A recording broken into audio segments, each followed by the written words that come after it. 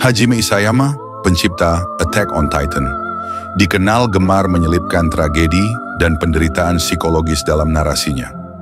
Keputusan membuat Historia Hamil sering diinterpretasikan sebagai bagian dari upayanya memperdalam konflik emosional antar karakter, terutama Rainer Braun. Kehamilan Historia tidak hanya berfungsi sebagai alat plot untuk menghindarkan dia dari menjadi Titan, tetapi juga menjadi simbol beban moral yang ditanggung para karakter. Isayama mungkin sengaja menggunakan momen ini untuk memperkuat tema penderitaan yang tak berujung, yang konsisten dengan cara dia memperlakukan Rainer sepanjang cerita. Rainer sebagai karakter yang terpecah antara identitas sebagai prajurit dan penjajah telah menjadi sasaran penyiksaan mental sistematis oleh Isayama. Rasa bersalahnya atas kehancuran Pulau Paradis, pengkhianatan terhadap teman-temannya, dan trauma perang membuatnya terus-menerus terjebak dalam lingkaran penyangkalan dan keinginan untuk mati. Kehamilan Historia yang terjadi di tengah ketegangan politik bisa dilihat sebagai pengingat akan konsekuensi tindakan Rainer di masa lalu, sekaligus pukulan psikologis tambahan bahwa dunia yang ia pertahankan justru penuh dengan pengorbanan tak bermakna. Ada teori bahwa Isayama sengaja menghubungkan kehamilan Historia dengan penderitaan Rainer sebagai bentuk hukuman simbolis. Dalam konteks cerita, Rainer pernah menyatakan perasaan protektifnya terhadap Historia, meski tidak romantis. Dengan menjadikan Historia hamil oleh karakter lain, petani biasa, Isayama mungkin ingin menegaskan bahwa Rainer tidak hanya kehilangan teman dan harga diri, tetapi juga harapan akan hubungan yang mungkin memberinya penebusan.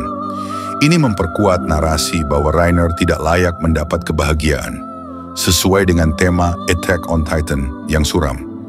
Isayama juga kerap bermain dengan genre dan tropa yang kontroversial. Tuduhan bahwa dia menyukai elemen NTR, netorare, di mana karakter mengalami kehilangan pasangan secara emosional atau fisik, mungkin berasal dari cara dia menggambarkan dinamika hubungan yang penuh keputusasaan.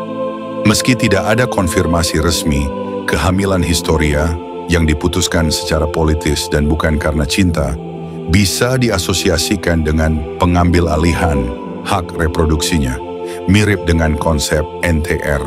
Hal ini menciptakan ketidaknyamanan yang memperdalam tragedi karakter-karakter di sekitarnya. Mental Rainer memang sengaja dihancurkan oleh Isayama hingga ke titik terendah.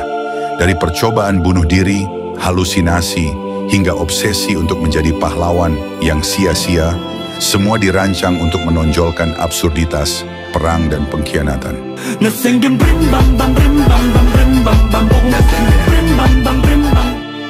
Kehamilan Historia menambah lapisan penderitaannya karena mengingatkannya pada kegagalannya melindungi orang-orang yang ia pedulikan.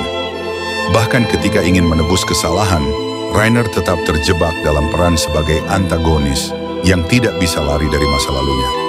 Isayama juga menggunakan kehamilan Historia untuk memperlihatkan kontras antara kelahiran dan kematian, tema sentral di akhir cerita.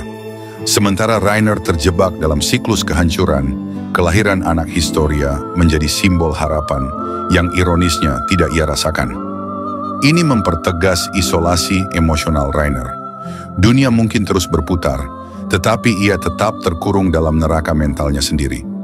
Klaim bahwa Isayama menyiksa Rainer melalui kehamilan Historia juga mencerminkan gaya penulisannya yang tidak ragu mengeksplorasi sisi gelap manusia.